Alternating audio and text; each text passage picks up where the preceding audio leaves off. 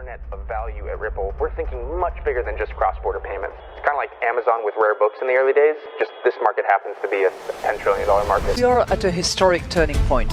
Said in the past that you are doing for money what email did for communication. Moving the whole revolution forward. Take on it. There's trillions of dollars parked around the world. XRP. Is there a possibility that Ripple could take over Swift one day?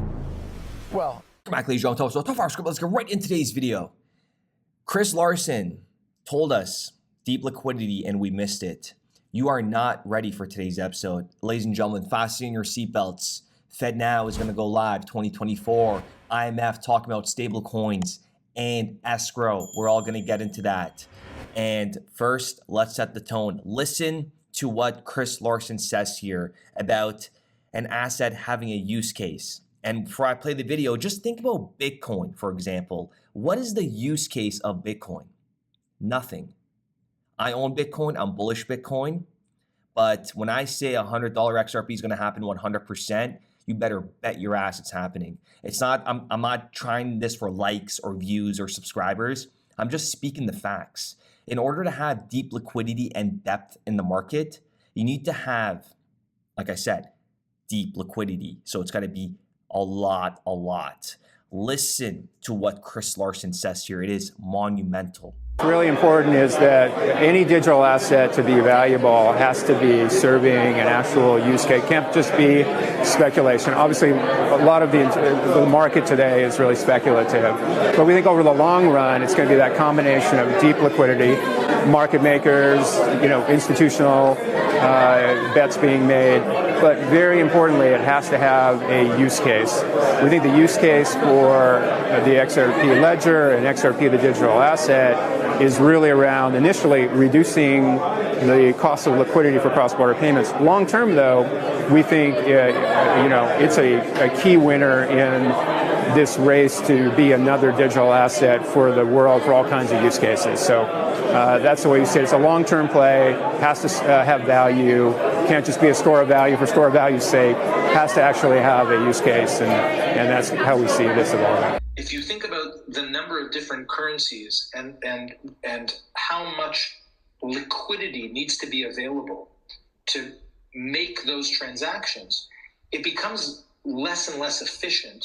And liquidity is sort of the secret sauce to making that work.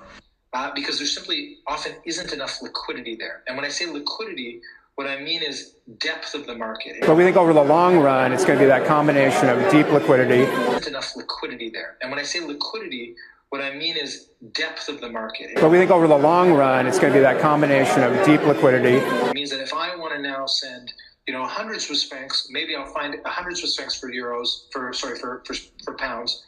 Maybe I'll find a counterparty. But if I want to send 100 million, I may not find a counterparty. So there isn't enough liquidity, maybe, between Swiss francs and pounds for me to send $100 million every day. But there may be more liquidity if we pool all of our liquidity into one type of currency. Once you pool all that liquidity, you can create more efficient pricing structures. And then we have Daniel Eden in there. And you guys heard David Schwartz, Daniel Eden, Chris Larsen. They're all on the same page. That Daniel Eden video is just a couple months old. The BIS is very aware that they're going to require deep liquidity. And wait until you see this. This is from the IMF, regulating the crypto ecosystem, the case of stablecoins and arrangements. This is from 2022. So just look at where we are today, 2024. Ripple, we said this was all happening behind the scenes, and it's all happening. It's all becoming to reality. But listen to what they said back then. The agenda remains still the same. Some stablecoin issuers, now Ripple is one of them, have already adopted liquidity management tools. Oh my God, boom. Remember what I said about USDC Circle? We could kind of use this as an example because they're saying that some stablecoin issuers, Circle and USDC, have already adopted liquidity management tools similar to those applicable to MMFs. But those may not be suitable for all stablecoins. The implementation of liquidity management could prevent the user's immediate redemption of stablecoins for their day-to-day operation. In such scenario, the issuer would need to adopt different measures to address their liquidity mismatch risk. And one thing that banks want is predictability. If they don't have predictability, they're not coming on your platform, okay? And then in a moment, we're gonna get into a video by Dilip Rayo that you guys all have seen. But it's crazy to see it all just happen. And us being patient and us seeing what's happening behind the scenes, it's a very, very monumental moment in everybody's lives here. And 99% of people are blind to this. And a working paper that was released June 19th, high-level policy roundtable on central bank digital currencies. Listen to what they said here about settlement layer, because this will all apply when it comes to CBDCs, tokenized assets, stable coins. They're all going to interact one way or another. Listen to what they said here under settlement layer. The platform would settle money denominated in many different currencies. Which forms of money? The safest possible to reduce counterparty risk. We propose central bank reserves, but each one sits on the books of central banks in different accounting systems. That is a fragmented system.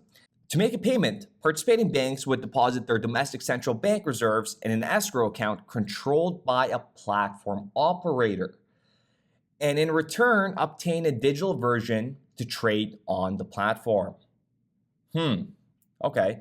Let me kind of break down why I believe this whole escrow, stablecoin, Ripple coming out with this is very important. And we're just going to cover the tip of the iceberg here. We got more videos coming down the pipeline, in-depth mathematical calculations, providing deep liquidity. Ripple's escrow, we should all be keeping an eye on. Escrow can act as a mechanism to guarantee liquidity when it's needed the most. By setting aside a portion of its assets in escrow, Ripple can ensure that there are always sufficient reserves to back the stablecoin and maintain its peg, even in volatile market conditions. This is crucial for a stablecoin, as the main appeal is its stability compared to the traditional crypto. The escrow's conditional release mechanism can be designed to automatically provide liquidity in response to a specific market condition or demand. Escrow arrangements can help Ripple comply with regulatory requirements by providing a transparent, audible trail of stablecoins issuance and circulation.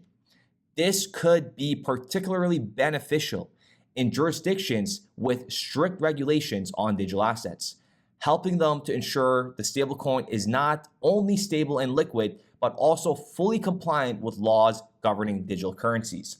And that is why I always say there is a reason why Ripple and XRP have the highest level of regulatory clarity on this planet, ladies and gentlemen. Go ahead and smash that like button. If you know, you know.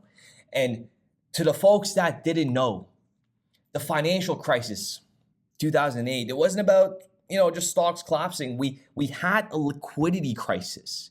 That was the problem. There wasn't enough liquidity in the markets.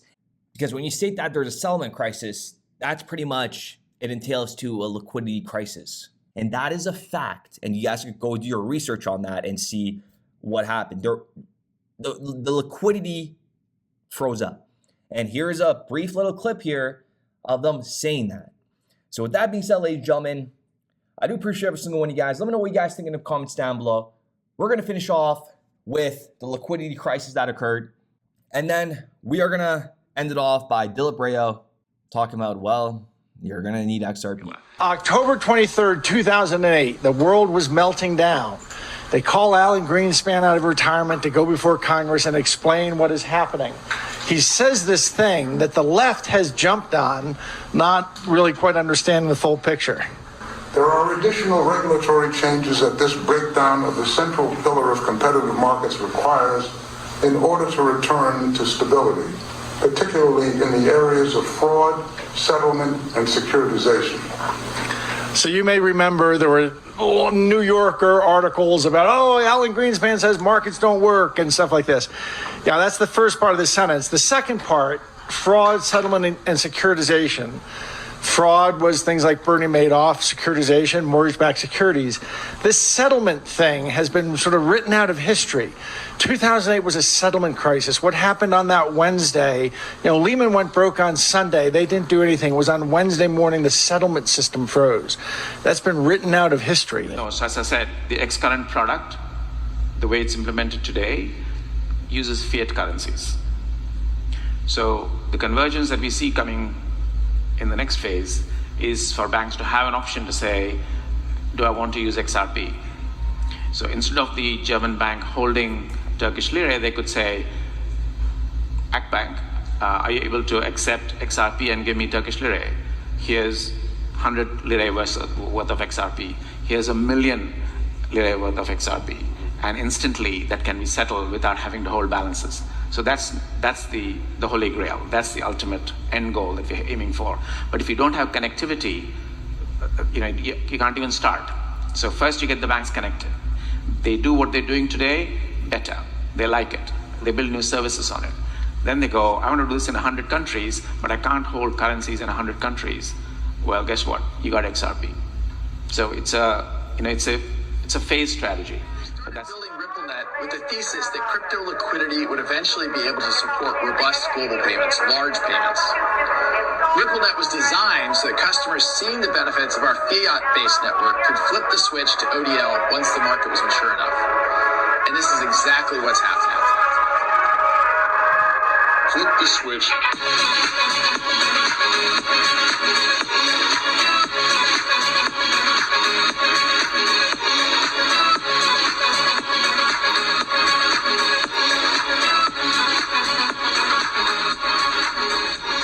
I think what we're building has, it's solving a real problem. And I think all of the tokens, my advice to anybody would be, understand the utility. If there's real utility and there's real value being delivered to a real customer, there will be value in the token.